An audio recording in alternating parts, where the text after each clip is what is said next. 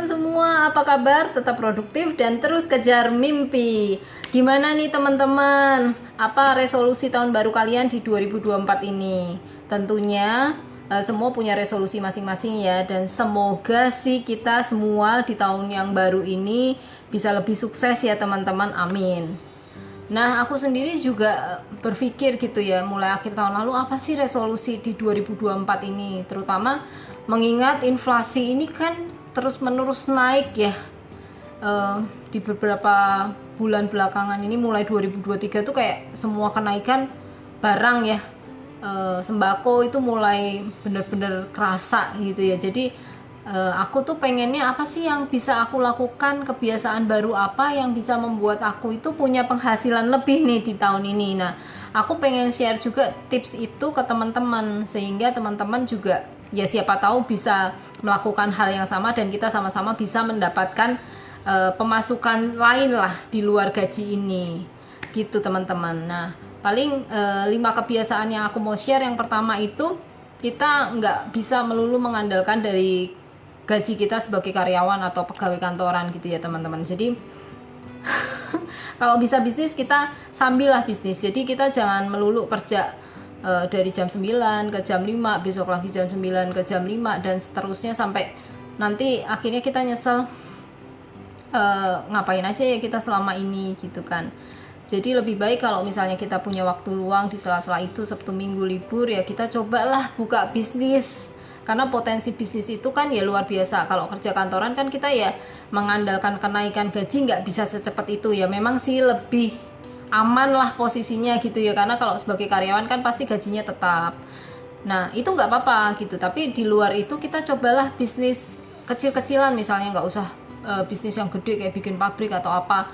Karena kan ya kita tahu bersama mungkin nggak semua dari kita itu terlahir dari orang kaya juga yang auto kaya dari bayi gitu kan ya. Jadi ya it's okay gitu, kita nggak perlu menyesali nasib kita, tapi yang penting kan apa yang bisa kita lakukan untuk merubah hidup. Jadi bisnis kecil-kecilan dulu aku lihat juga oke gitu, karena potensinya juga lumayan bisa kita andalkan kalau memang bisnis itu nantinya berkembang. Misalnya kayak gini nih, aku lihat beberapa UMKM seperti kayak jual telur gabus atau kuaci yang tanpa kulit, inovasi gitu ya, itu tuh ternyata marketnya banyak loh teman-teman. Penjualan di online shop, marketplace itu ribuan.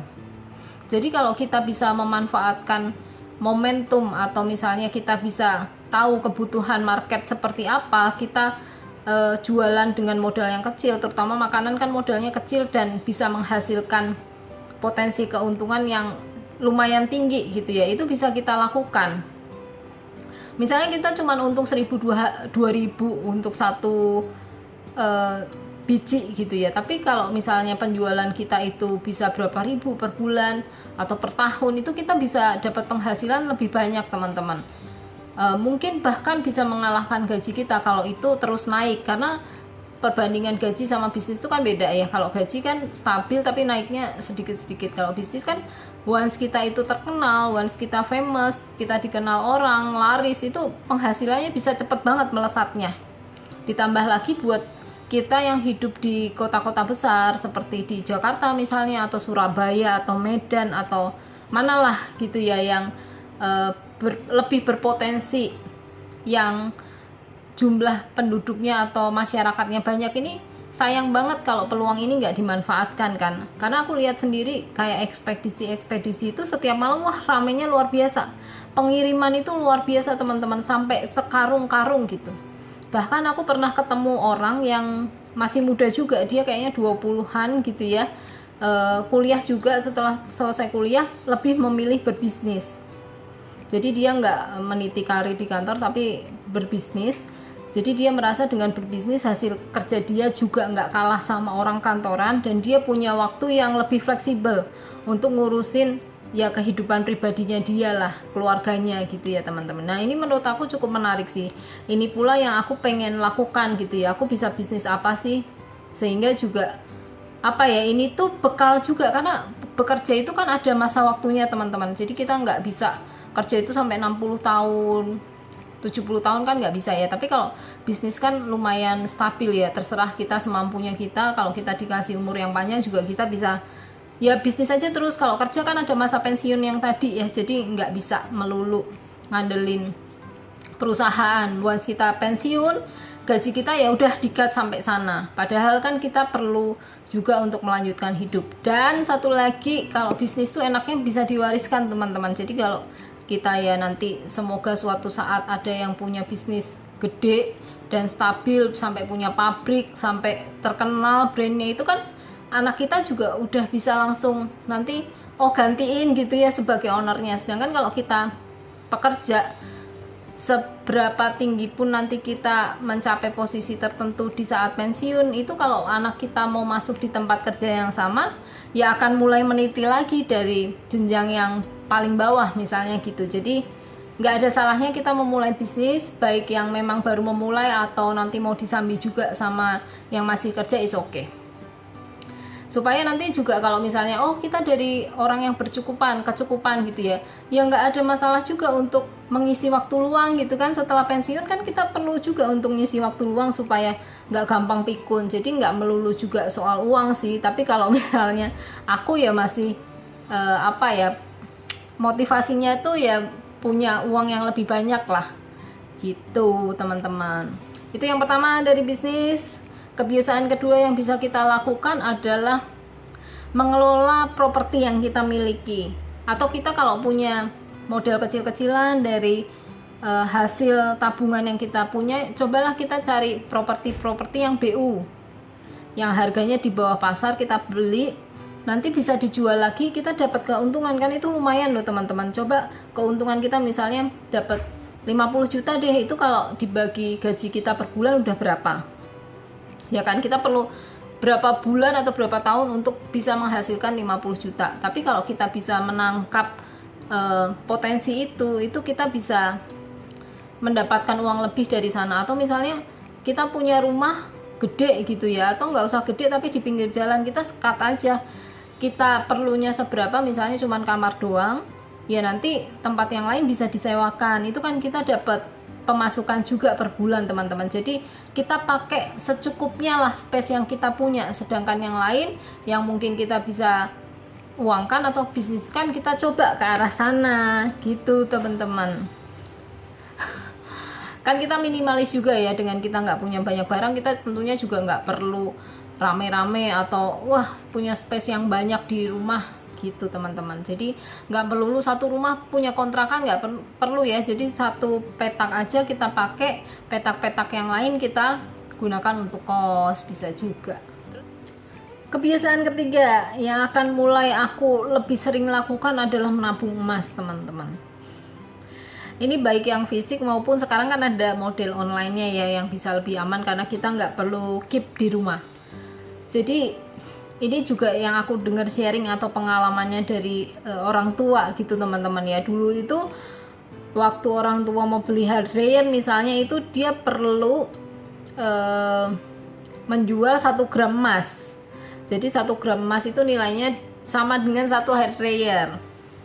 Nah kalau sekarang itu kan beda jauh ya. Kita punya 1 gram emas 1 juta, mungkin kalau kita uangkan itu bisa beli hair dryer 5 kali atau 10 untuk yang harganya 100.000. Jadi seperti itu teman-teman. Dari situ aku melihat kok potensi emas ini sungguh luar biasa nih kenaikannya ya, untuk menjaga nilai uang kita ini tetap stabil bahkan lebih tinggi nantinya dibanding kita simpan dalam bentuk uang biasa.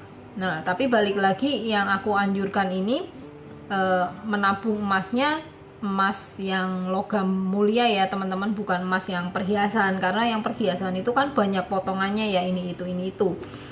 Jadi ya lebih baik menabungnya emas batangan. Tapi sekali lagi ini tips yang aku ini ya, maksudnya ini sharing pengalaman yang mau aku lakukan. Tapi balik lagi masalah investasi ini kan ke kalian ya, jadi kalian coba dengerin review yang lain dulu, dengerin berita atau minta masukan dari orang tua atau saudara-saudara untuk memutuskan investasi yang tepat. Karena ya balik lagi, keputusan investasi ini ya keputusan kita sendiri, kita nggak bisa nyalahin orang lain. Kalau misalnya ke depan misalnya ada kenapa-napa gitu ya, ada resiko tertentu yang perlu kita tanggung.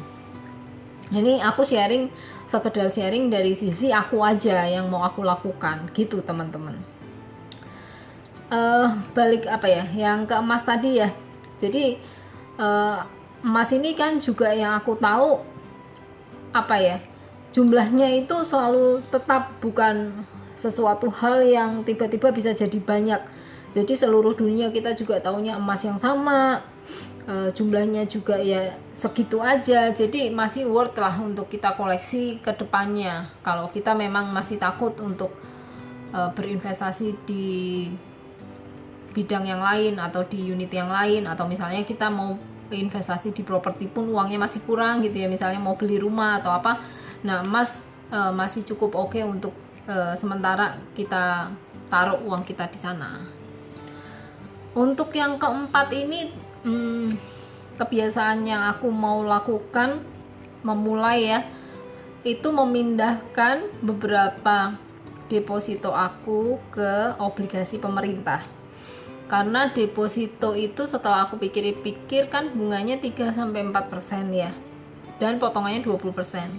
Sedangkan obligasi pemerintah ini bunganya lebih tinggi, sampai 6,5%, dengan potongan cuma 10%. Jadi bunganya lebih tinggi, potongannya lebih rendah. Tapi against ini yang aku baru coba juga gitu ya, aku juga nggak berani memindahkan semua. Tapi kalau kalian mau coba, kalian coba nggak cuman denger review dari aku, tapi ya tadi ya benchmark ke yang lain dulu seperti apa. Karena ya balik lagi, keputusan investasi ini adalah ya keputusan diri kita nggak bisa nyalahin orang lain kalau misalnya ya amit-amit ke depan kenapa-napa ya. Tapi harapannya kalau obligasi pemerintah ini sih aku yakin aman gitu ya, karena yang nanggung pemerintah ya. Walaupun semua investasi itu ya tetap sekecil-kecilnya memang mengandung resiko gitu teman-teman ya, yang harus dipahami. Nggak ada investasi yang tanpa resiko sama sekali. Tapi dengan kita memilih investasi yang lebih secure, harapannya resikonya lebih kecil gitu teman-teman.